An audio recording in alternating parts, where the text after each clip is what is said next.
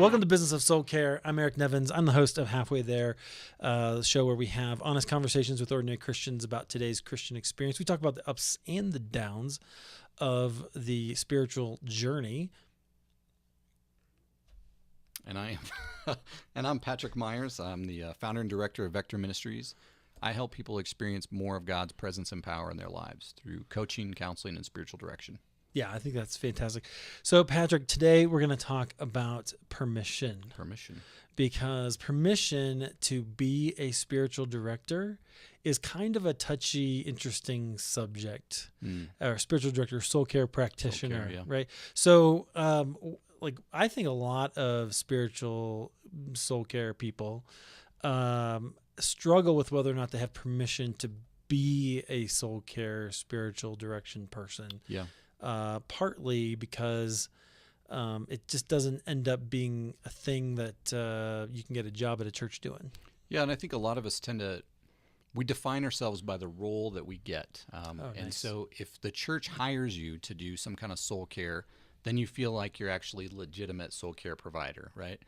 But knowing that the churches usually don't hire soul care people, that this isn't something that most churches either value or have a budget or a place for, right, doesn't negate the need. People still need soul care, and soul care people that were destined by God to provide this kind of ministry still need an outlet for it. And so what we want to do is just help people understand to really own the fact that if God made you to do this kind of ministry, if he made you to provide soul care, then you have permission to step into that and to do what God has given you to do. Absolutely. So the thing I think is interesting is it's not our churches don't value soul care. It's really not because they don't care, right? Right. I think churches do care. I think nobody's in ministry because they don't care about people. Right. They're in ministry because they do care about people. But spiritual formation is a ministry that doesn't necessarily scale well, and so Right. it actually ends up being a really costly investment. Mm-hmm. So. And that's okay, but it just isn't necessarily going to be one of the things that we're gonna dive into. Right, that the local church can provide. Right. They don't have infinite resources, and if they did, they would value things like soul care more. But not everybody can afford to. Right. So the reason I bring up that point is because that really helped me understand that it's not just me. So Right. I think we've talked about this before. I take everything personally, right? So when I couldn't get a job out of seminary, I thought, oh, what's wrong with me? Right. What's my problem? And, there were a lot of other reasons for that perhaps, but also it just, the kinds of work that I wanted to do just wasn't going to happen at the local church in the way that I wanted it to. I think you ran into that too. Yeah. For me, it was almost like a dark night of the soul experience for me coming out of seminary and not being able to find a job.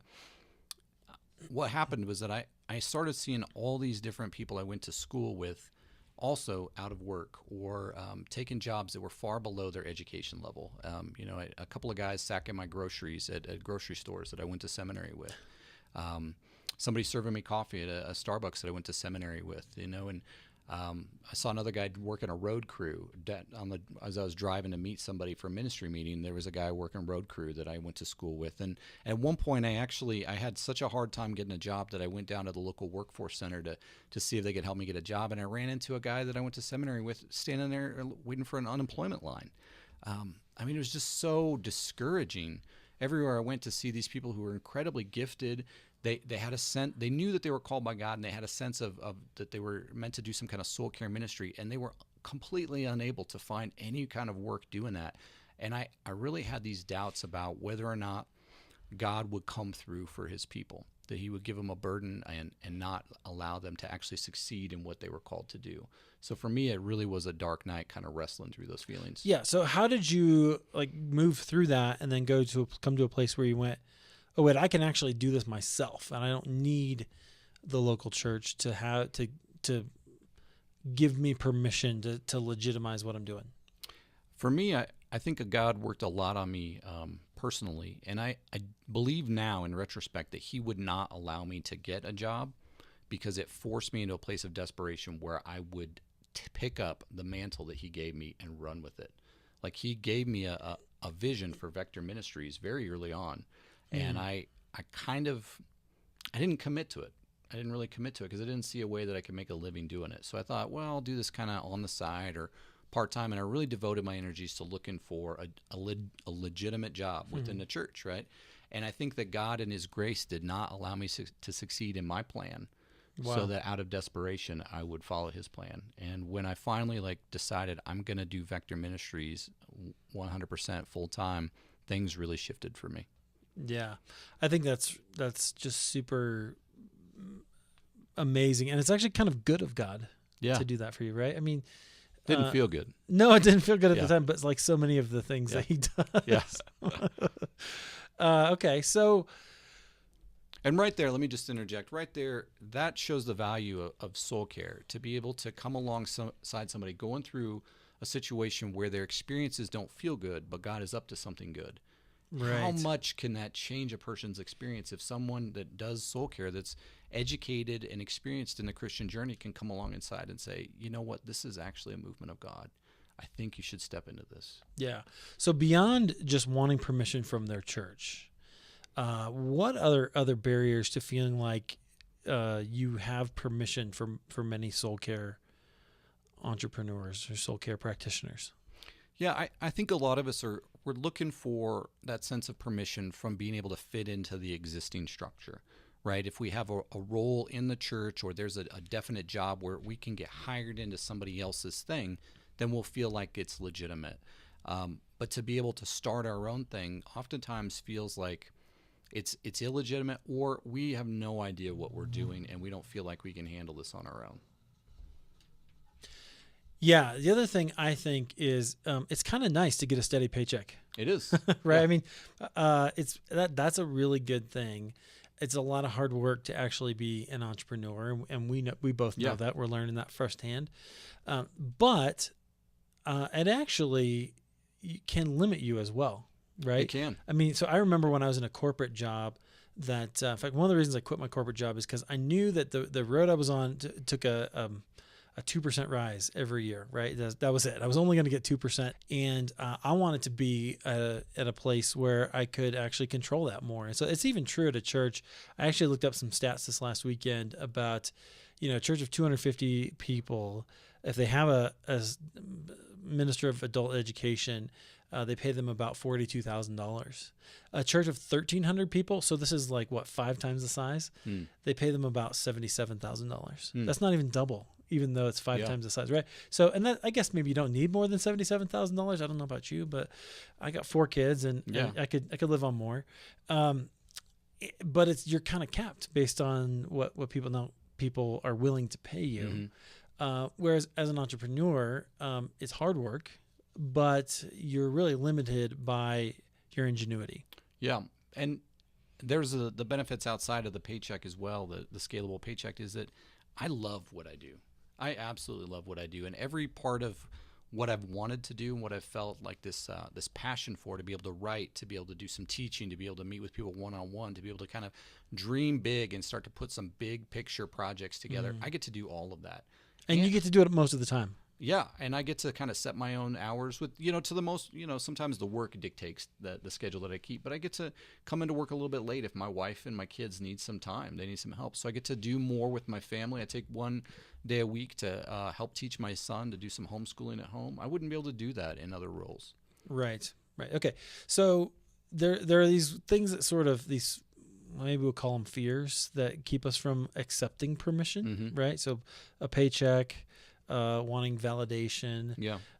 So what does it mean though? What if we were to kind of step into the permission to be who we are? Like what might that look like?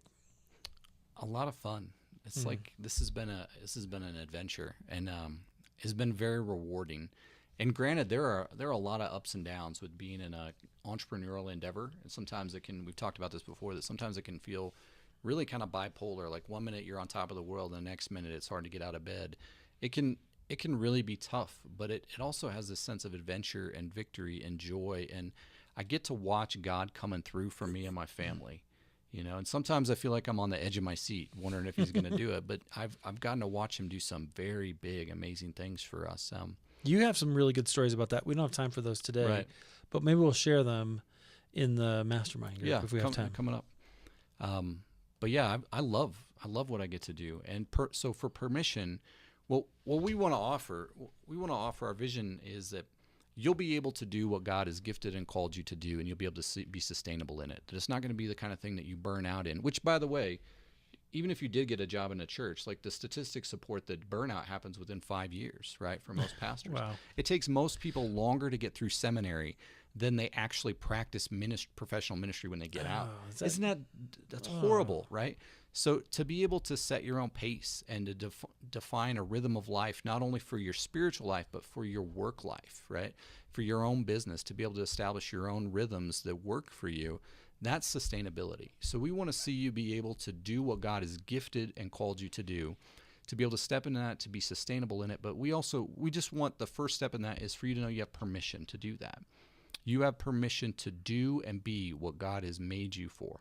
Absolutely. So here's the really key point, friends, is that you don't need permission from anyone else to exercise your gifts or to help other people. You have it because God, the God of the universe, has given you these gifts. Right. There's no higher authority. That's it. Yeah. He vetted you. If he vetted you, you're good. So, it's okay to grow in those too. And that's something I had to learn is that, when I first got behind a mic like this to try to talk about podcasting or talk about people's stories, I wanted it to be perfect. I wanted it to be just right and just so, which is okay, but I had to let it go so that I could actually get there and be free and do the thing. And I had to make a lot of mistakes. I had to make a lot of edits. I'm going to edit this video, actually, of some things, right? But I learned how to do those things one piece at a time. And so you have permission not to be perfect as well. Yeah, you have permission to fail, which is one of the greatest things ever. It's actually super You have permission to fail and to learn as you go. You have permission to fall flat on your face, because if you fall flat on your face, you're still moving forward. Right. Okay, but here's the thing. We don't want them to fail, and we want to help create a community and give you some resources that will help you to keep from failing. So you might, who knows, right? The mileage may vary on some things, but you'll never know if you don't join in, if you don't jump in. And so we've actually created something. We're gonna be sending this out shortly that we want to tell you about, the Business of Soul Care Mastermind. We've been talking about it a little bit in these videos. But registration is starting soon. If you're not on the mailing list, if you haven't picked up the Business of Soul Care Sustainability Checklist, go out to businessofsoulcare.com right now. Just get out your phone, get out your iPad, scroll all the way down to the bottom. There is a place to put in your name and your email address, and we'll email it to you. It's 9 different ideas about that you can go through. And I think you said before 80. I think it's close to 80 actions or items. Checklist items. Yeah, in 9 different categories, maybe, or 10. 10 different categories. And so you actually 11. We put a bonus one in there. We put bonuses in there. Yeah. Oh man. So it's it's over. I think it's over 80 actionable items. So it just shows you here's where to begin. If you have no idea what you're doing on how to start a professional soul care practice, or how to take the next steps to grow, it gives you a framework that you can kind of see, this is what I need to do next, or these some things I need to be thinking of down the line. Right. So anywhere you are on that spectrum, you can find some actionable items that can help you take the next step. Right, exactly. Whether you're a seasoned soul care professional or you're just starting and you're trying to figure out a website or content or I met with a woman the other day who's been doing spiritual direction for over 20 years, and there was a lot of stuff in this checklist that was very helpful to her. Oh, that's fantastic. Okay, so go get that, businessofsoulcare.com. Guys, I'm Eric Nevins, this is Patrick Meyers, and this has been the Business of Soul Care.